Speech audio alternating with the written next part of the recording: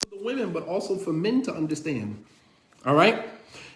Pay attention. I'll continue.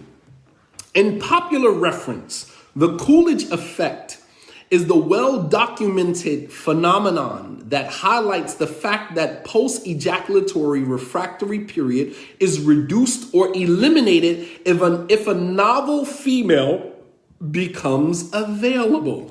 What does that mean? What does that mean?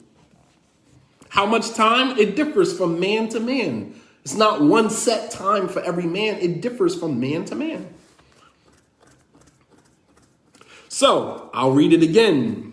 In popular reference, the Coolidge Effect is the well-documented phenomenon that highlights the fact that post-ejaculatory refractory period is reduced or eliminated if a novel female becomes available. What does that mean? What does that mean?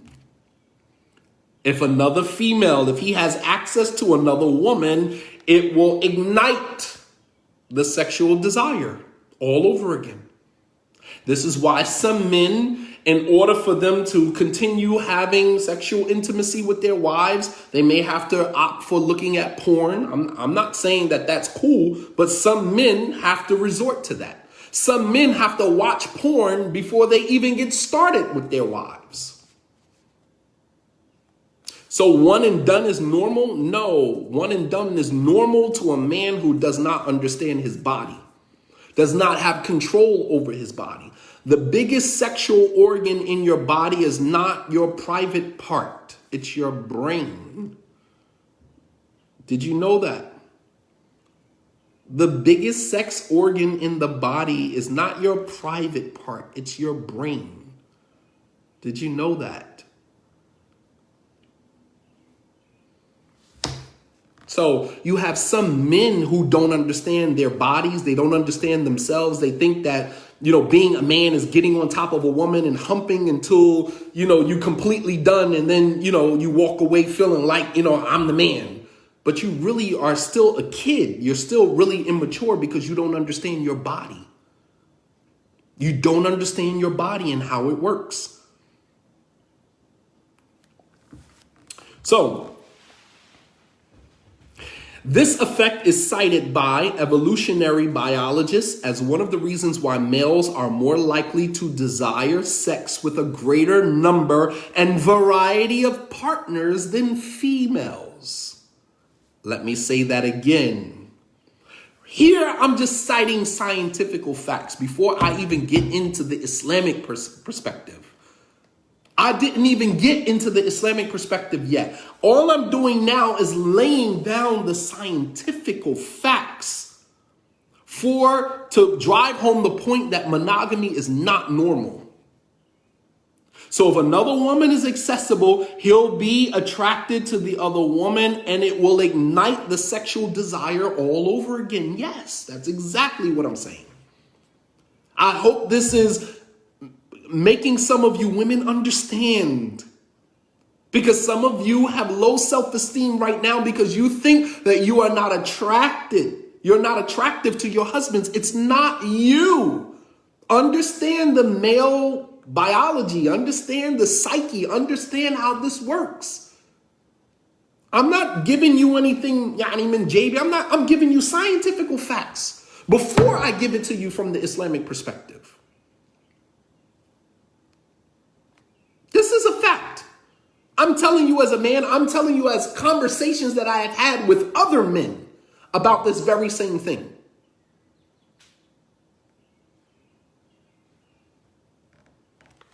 Okay.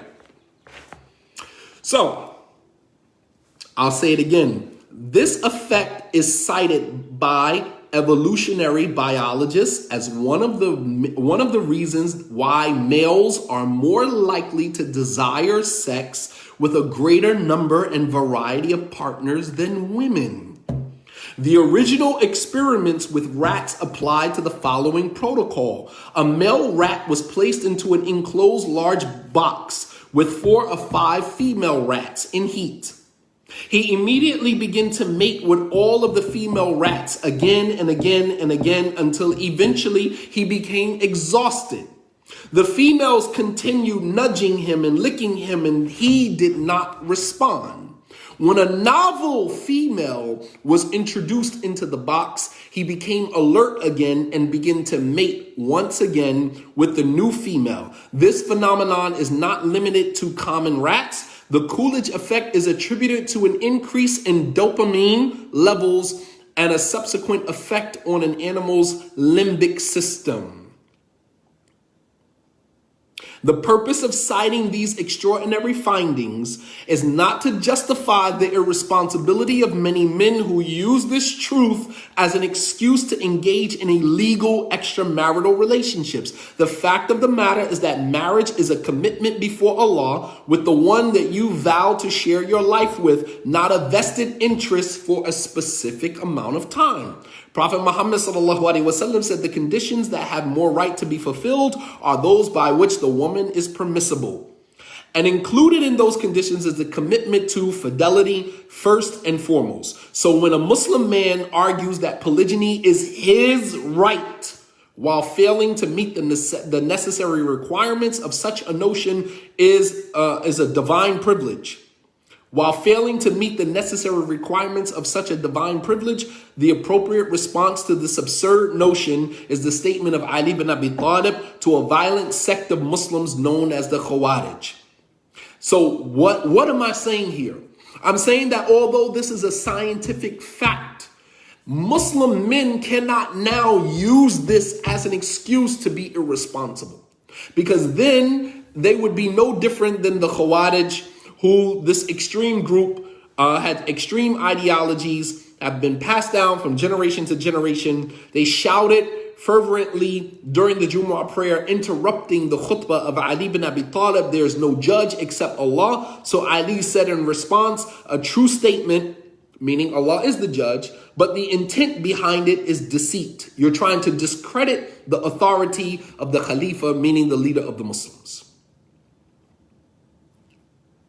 You understand? So I'm saying you cannot use a truth to dismiss another truth. A man cannot say that monogamy is not natural and I have to be in polygyny and it's my right. And yes, it is, but that right has certain requirements, certain prerequisites that have to be met before it becomes your right. So a man cannot use that polygyny is my right if he has not fulfilled the necessary prerequisites to that right. You understand? You cannot take one truth and use it to dismiss another truth. And that's what many men do. So as you can see, I am not necessarily promoting or encouraging men to take multiple wives. I'm putting polygyny in its proper place. Or that at least was my attempt. All right? I'm not going into what the requirements are. You got to read the book. You got to read the book. I'm not giving you the requirements. You got to buy the book. These findings will hopefully lend some clarity to a fact that I believe has been innocently overlooked in the Muslim community, which is men are not like women. It is interesting to note that research demonstrates the difference between the two are in the nuances that are particular to each gender, which the Quran alludes to explicitly. Allah subhanahu wa ta'ala says in the Quran, وَلَيْسَ الذَّكَرَ كَالْأُنْثَى. The male is not like the female. So sometimes women, you guys say, well, I only want one husband. Why can't he just want one wife? Because men and women are not the same. Stop trying to make men and women the same.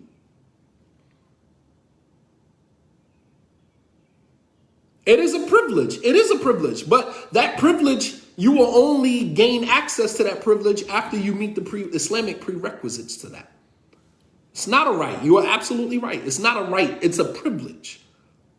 It's a privilege for a Muslim man to have more than one wife. That's a privilege, especially in today's time. God knows in today's time it's a privilege. No, I'm not mentioning the requirements. The requirements are things that we already know. We already know what the requirements are mentioned in the ayat, and you got to buy the book for the requirements. I'm not getting into that.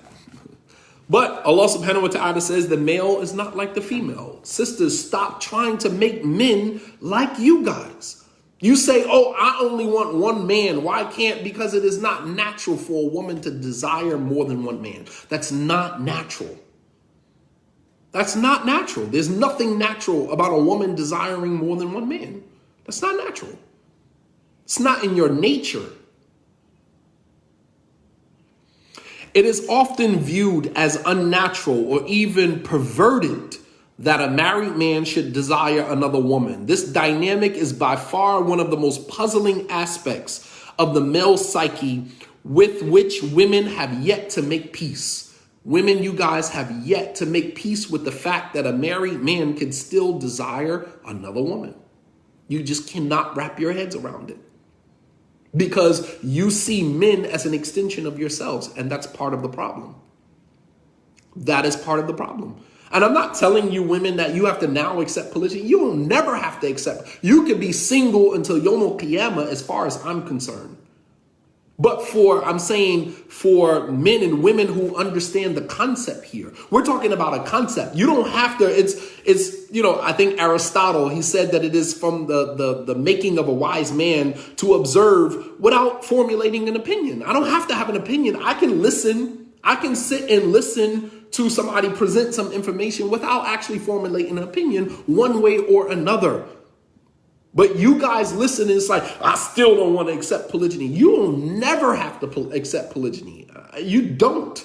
Because for every one woman who says, I don't ever want to be in polygyny, I don't ever want to be a part of that, there's 3-4 women who are okay with it. That's a fact. A married woman does not desire another man. I'm sorry.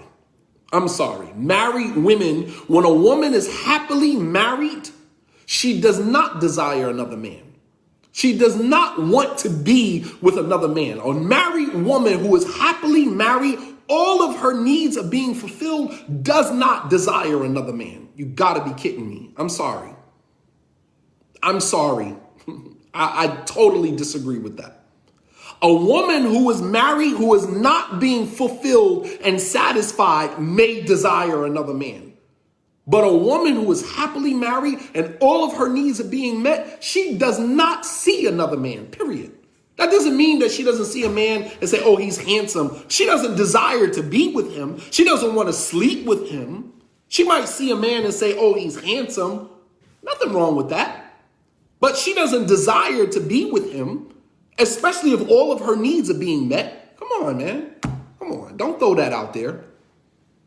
Don't throw that out there. A woman who is unfulfilled in a marriage will desire another man. That is a fact.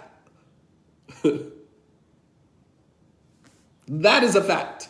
And if you happily marry, let me say this. If you are happily married and all of your needs are being fulfilled and you still desire to be with another man, then the problem is you. The problem is not your marriage. The problem is you, not your marriage. She might see another man and thinks he's handsome. She might see another man. We all do that. There's nothing wrong with that. But just because you see a man and you think that he's handsome or you think that he's nicely built, that doesn't mean you want to sleep with him. That doesn't mean you want to be with him. Like, how immature is that? That's what children do. That's what 16-year-olds do. But no woman who's happily married and being fulfilled and satisfied in their marriage wants to be with another man.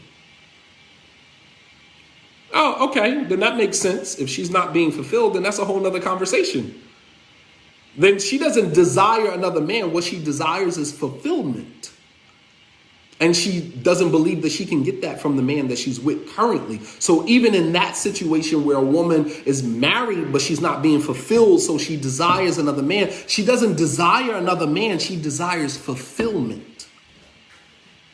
She desires fulfillment. And she doesn't see that she can get that from the man that she is currently with. She doesn't see that in the man that she's currently with. But she doesn't desire to be with another man. What she desires is fulfillment. Okay? So let's be honest here. Let's be honest here. Let's have this conversation if we're gonna have it. All right. So it is often viewed as unnatural. It is often viewed as unnatural or even perverted that a married man should desire another woman. This dynamic is by far one of the most puzzling aspects of the male psyche with which women have yet to make peace. Male pursuits of this magnitude are interpreted as a lackluster approach to spousal loyalty and perhaps animalistic in nature, which in fact dismisses the divine psychosocial wiring that defines his entire aura as a man. If you say that a man who is married, who desires another woman, is a pervert and he's disloyal and he's this, you are completely dismissing the psychosocial wiring that makes us who we are. That's like a woman who wears short shorts and everything revealing. And then when you look at her, it's like, oh, why are you looking at me? Because I'm a man. I'm not saying that it's right. I'm just saying that it's natural for a man that when he sees something, men are attracted to what they see. Women are attracted to what they hear. That's a fact. Women are attracted to what they hear. Men are attracted to what they see. It would be unnatural for a man to walk by a woman and not be enticed by what he sees. That is unnatural. We're not talking about lowering their gaze. Even, obviously, we know that men should lower their gaze. Which is why Allah commands us to lower our gaze, because there is a natural response to seeing someone from the opposite sex, especially if she is dressed seductively. That is why Allah commands us to lower our gaze. Other than that, there would be no need for Allah to tell us to lower our gaze, because we wouldn't look anyway. So the fact that Allah commanded us to lower our gaze, it shows you that looking at the opposite sex is a natural response. We're not talking about lowering the gaze. Obviously, we know that. Don't throw out random, abstract commands from Islam. That's already, what is understood doesn't have to be expressed. Didn't we cover that in the story of Yusuf? It's already understood. But even during the time of the Prophet ﷺ, the Prophet was sitting with one of his companions, a woman walked by, and the guy looked, and the Prophet took his head and turned his head the opposite way. He was sitting right next to the Prophet ﷺ. You understand? So now people want to run around and say, oh, Shadi Muhammad telling brothers to look at this. That's not what I'm saying. Don't misunderstand what I'm saying. Seek to understand so that you can be understood. Seek to understand. That's not what I'm saying. I'm not telling brothers to go look at the women. That's not my call. I've never been immoral on that level. Nobody can ever say that I encourage the brothers to not lower their gaze. That's not what I'm telling people. I'm saying that it is natural for a man to see someone from the opposite sex and look in that direction. The Sahabi was sitting right next to the Prophet ﷺ, and he looked at the woman. The Prophet took his head and turned his head the opposite direction. And he was sitting right next to the Prophet ﷺ. All right? Right, and he didn't scold him. He just simply, because he understood it was natural. If I'm walking in a mall with my sons and they see a group of girls, do you think my sons are going to go like this and walk past and not look at the group of girls? Obviously, they're going to look over there at the group of girls.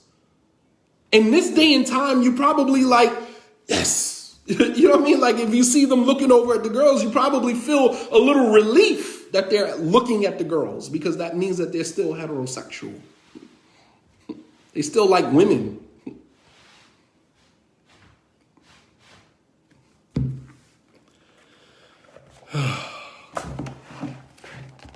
Right, he corrected the action. Exactly. All right, so I actually received the email, as I mentioned actually in the book. I mentioned that I received the email from a brother who was actually at the conversation when we were in Riyadh, and he sent me an email actually talking about this exact same thing, talking about the post-ejaculatory refractory period. And he was like, I used to think something was wrong with me. He said, I used to think something was wrong with me, that I would be intimate with my wife and then I wouldn't want to be intimate with her for another day or so because I needed time to recover. He said, and I didn't understand that about myself. He said, and I didn't understand that. And so, the book is The Revolution of Love. So let me just I put the book cover as the definition of revolution and then the definition of love so that we can understand, the cover. There's a lot that went into making the cover this way. Let me just read you the chapters before I conclude. Let me read you the chapters. So chapter 1 was the Coolidge Effect. Underneath chapter 1 is the Strawberry Letter, the perils of an overly sexualized society, the planned obsolescence dilemma in relationships. Polygyny is not a solution to marital problems. You hear that? Polygyny is not a solution to marital problems. Chapter 2, inside the Gender Jihad. All right, Gender Jihad. Distinct lines between two genders, why most Quranic verses mention men, not women, equality between men and women from a spiritual context, pre-Islamic examples of gender marginalization, the real aim of feminism. Oh yeah, I go in on the feminists in this book.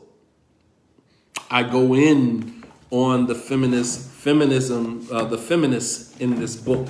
If we had more time, I would just kind of air it all out. I would air it all out right here.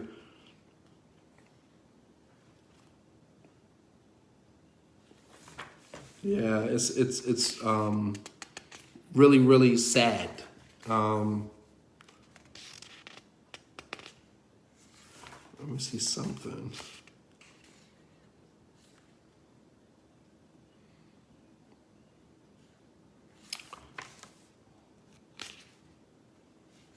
Yeah, in this chapter, I really go in on the feminists. And I'm talking about like the real feminist movements that are designed to, tear away at the seams of Islam. And one of the figureheads of feminism within the Islamic circle, do you guys know who she is? Do you guys know who she is? Some of our top Muslim feminists, they follow this woman. And this woman, I believe, is a non-Muslim. This woman is not Muslim. But do you know who one of the top Muslim feminists are? Who promotes, pulling Muslim women away from Islam, talking about verses in the Quran need to be changed. Do you even know who they are? Yes. Dr. Amina Wadud. Yes. Thank you. Zing, you on point. Quandira, yes. Amina Wadud. Oh, yeah. I give her the business in this joint right here. Yes. Dr. Amina Wadud donned a Quranic scholar and leader in Islamic feminism. She authored a book in 2006 entitled Inside the Gender Jihad, where she advocates for reinterpretation of standard Islamic teachings from the Quran. She alludes to the fact that gender inequality is largely due to the absence of women in the rise of Islam and in the creation of the Islamic canon. Although she seeks to acquire her own brand of feminism using unconventional interpretations of standard Islamic texts, breaking from the terms proprietorship by Western feminists, her movement, among other atrocities, only serves to further the hidden agenda of modern-day Orientalists disguised as advocates of Islam, to drive a wedge between Muslims and their sacred doctrine. Their mission is to demonstrate how backwards and antiquated Muslims are by underlining current dysfunctional conditions within the Muslim world that would warrant the necessity of a more modern Western interpretation of Islam. Yes.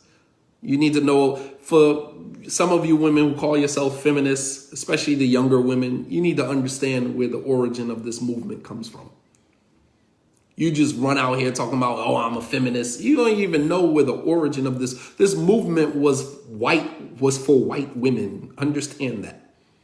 Feminism was a movement for white women. They brought black women in because we're so easily manipulated.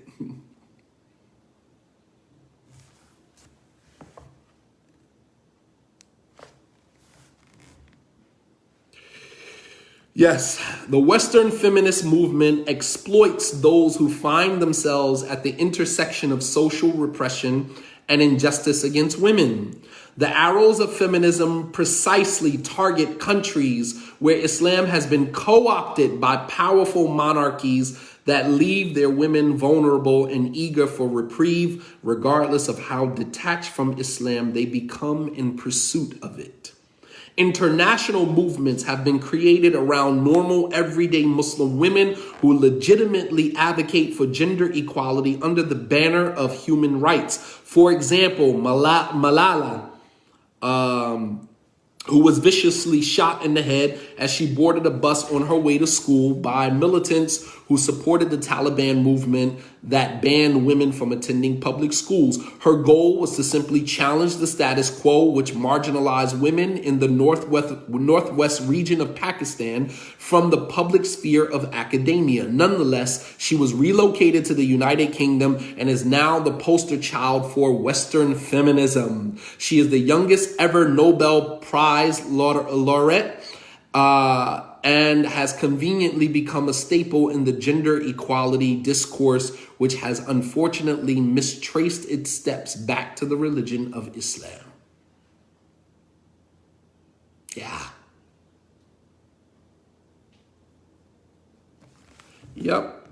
And there's I don't want to call nobody's name out, but there's a lot of Muslim women who follow Amina Wadud. This person, in my eyes and in the eyes of many scholars, is not even Muslim. And you have many Muslim women with degrees, and you allow these degrees to deceive you, man.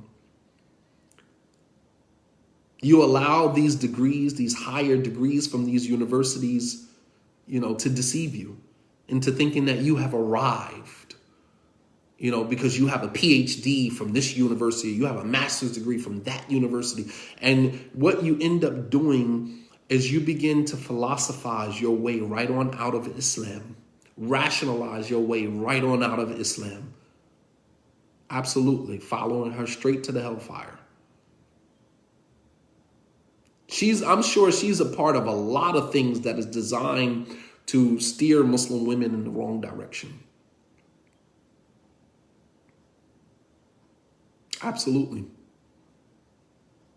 So be mindful. So I have a whole chapter, a whole section in here on feminism, and I'm pretty sure they definitely don't like me, and that's okay.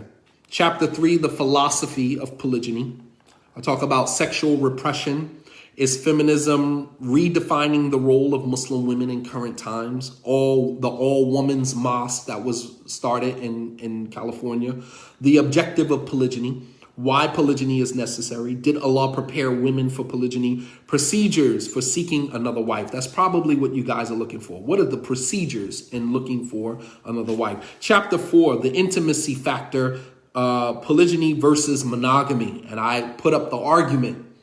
Is monogamy better or is polygyny better as it relates to intimacy? Confusing monogamy with morality. Some people think that being monogamous is equal to being moral, when in fact we've seen some of our greatest leaders who were monogamous but were also guilty of infidelity because of that.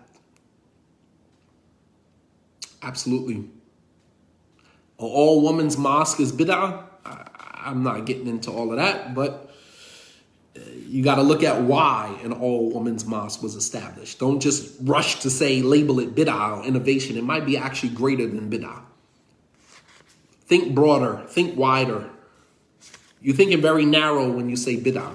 It might be deeper than just an innovation. How about kufr? How about that?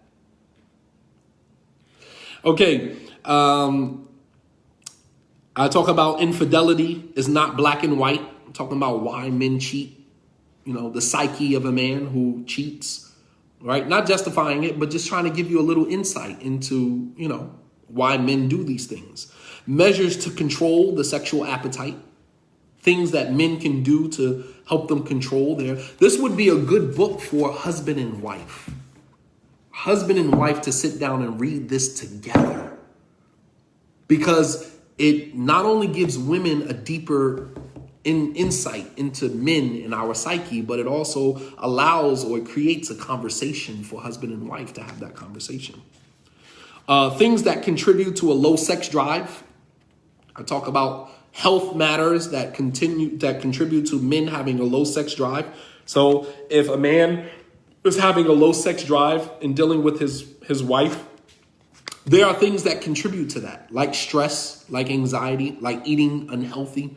There are things that, you know, normal things that contribute to low sex drive. And I go into that. Preparations for polygyny, how to prepare yourself. Halal sex. That polygyny is not about halal sex. Chapter number 5, can a man love more than one woman? Absolutely. Can a man love more than one woman? Absolutely. But the kicker is that he cannot love more than one woman equally. A man can love more than one woman. He just can't love them equally.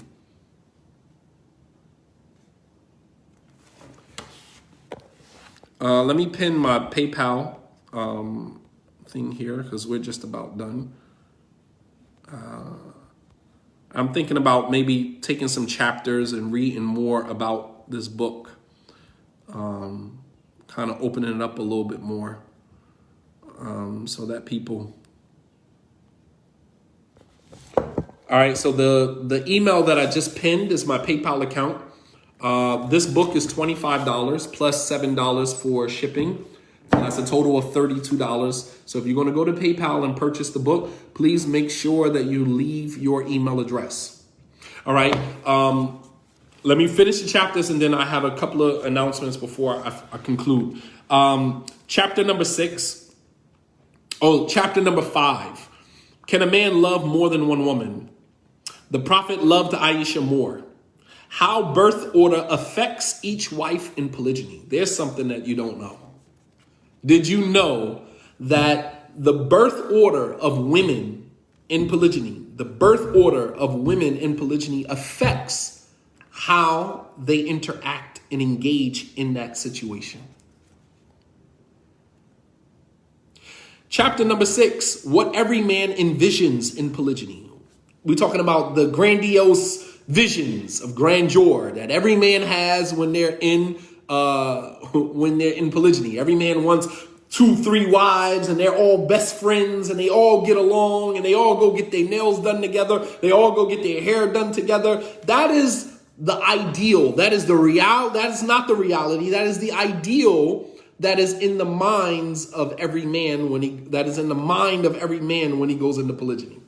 He thinks that all of his wives are just going to get along. All of them are going to be best friends. And then he's hit with this reality that in some instances, your wives don't even like each other. How about that? And so as men, we're forcing the women, trying to get them to work together and be together. And we come to the realization that that's probably not going to happen ever. Ever. So there is what every man envisions in polygyny. Women who are ruled by their insecurities. Chapter 7, jealousy, the green-eyed monster. The 3 types of jealousy. Men are naturally attracted to confident women. Chapter 8, from monogamy to polygyny, factors that contribute to the hostility between co-wives. Ways to subdue jealousy. This is a breakdown in this chapter. Things that women that are in polygyny need to begin to do to order to subdue their jealousy. The importance of a strong support system. Chapter 9, First Wife Syndrome. Yes, it's real. FWS, First Wife Syndrome. First Wife Syndrome. It's real. The bylaws of the first wife. Chapter 10, Second Wife Syndrome. Husband's Guilt Syndrome. HGS, and that's real. Husband's Guilt Syndrome. And the husband shares in the sin of harming his family. Last chapter, which is chapter 11, the do's and don'ts of polygyny. Don't use Islam to translate your wrongs into rights. The do's and don'ts of polygyny. And that is the last chapter that I dedicated for the men that are in polygyny. Some basic do's and don'ts. If you are in polygyny, there's some things that you need to know that you should not do if you are in polygyny. And there are things that you should do when you are in polygyny. So this is a manual. This is a manual. And hopefully one day, man, we'll be able to dissect this book. It's just we would spend years trying to dissect this whole entire book.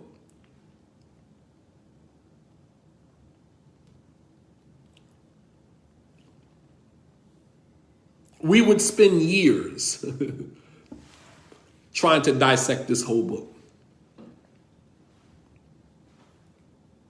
So, before I go, one is I will not be doing Jumu'ah anymore. The masajid, the masajid are open now. So I will go back to my regular schedule. So I will not be doing Jumu'ah anymore. Next Friday, not tomorrow, the following Friday, next Friday, I will be giving the khutbah in Wilmington, Delaware. For those of you who are close by, whether you're in the Maryland area, you're in the Philadelphia area, the South Jersey area, I will be giving the khutbah next Friday at Masjid al-Kawthar, which is in Wilmington, Delaware. So if you guys are in the area, you want to come out to the masjid, you can come out to the masjid, inshallah. I will have the books with me. So if you want to buy the book in person and have me sign the book for you, inshallah, then I will do that. But I think moving forward, as we are entering into the summer months, that perhaps at some point I will make a course out of this. But maybe I'll take some selected, sections in the book and randomly just read some of the selected chapters or sections in the book, because I really think that this book needs to be studied. The information. I didn't sign the book. I'm sorry. I'm really sorry. I thought I signed all of the books, man. That I will, that if you want to come down next Friday, at Masjid al-Kawthar in Wilmington, Delaware, inshallah ta'ala, I will be giving the khutbah there next Friday. So there will be no khutbah tomorrow. I will be attending Jumu'ah tomorrow, just like most of you. Alhamdulillah, it was fun while it lasted.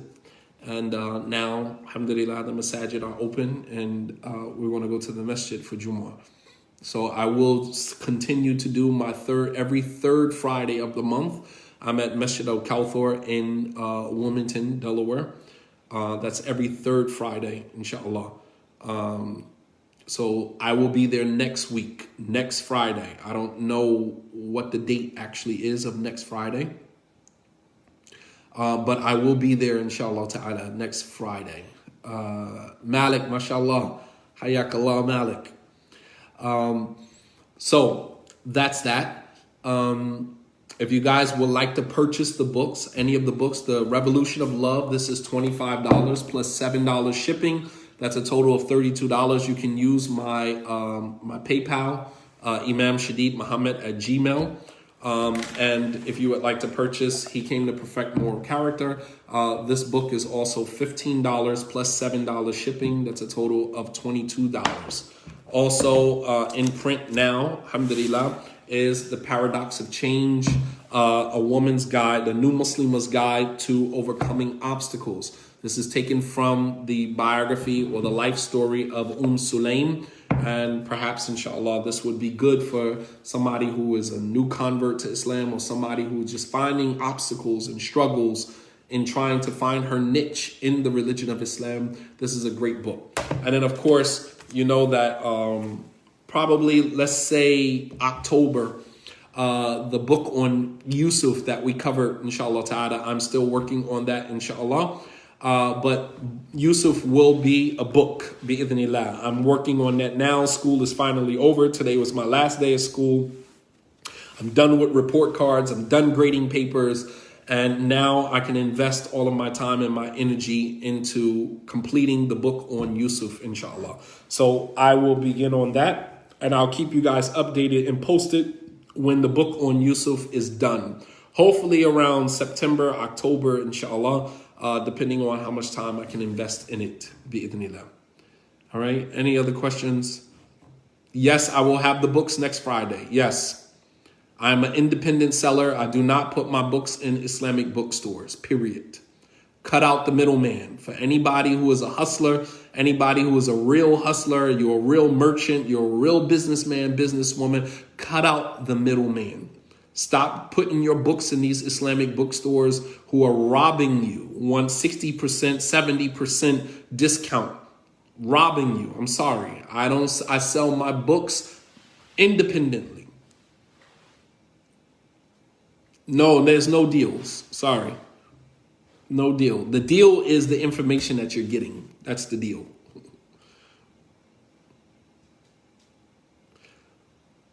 If you would like to Cash App, please email me first. Email me, imamshadidmuhammad@gmail. Email me, inshallah, so that way, because on the Cash App, is very little interaction on the Cash App.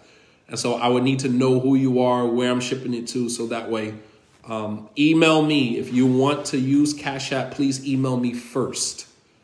All right? The last book for the sisters is $20. This book is $20. Plus the $7 for shipping, so that's $27. All right, so $7, $25, and $15. All right. If you don't have PayPal, you have Cash App, then please email me first. All right. I won't be anywhere tomorrow. I will be attending a masjid tomorrow. I'm not giving the khutbah tomorrow.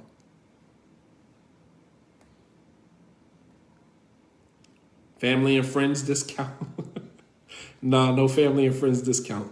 There's no discount on knowledge. Discount on clothes, discount on other things. There's no discount on knowledge. Do I ship to Egypt? I'll ship wherever you're willing to pay for it. All you need to do is Google how much it would cost to ship from US to Egypt, and then include that in the payment for the book, and let me know exactly where you need me to ship it. I'll ship it wherever you pay for it.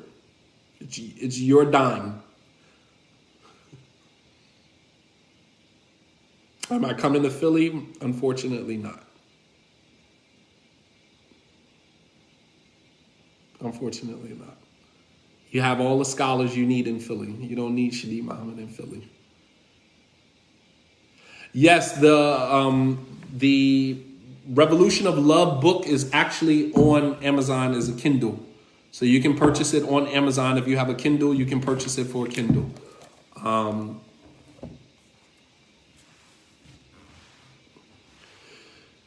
I should have ebooks. Yeah, so I've heard. Am I coming to Dubai anytime? Probably not. Visiting Newark, New Jersey? Probably not.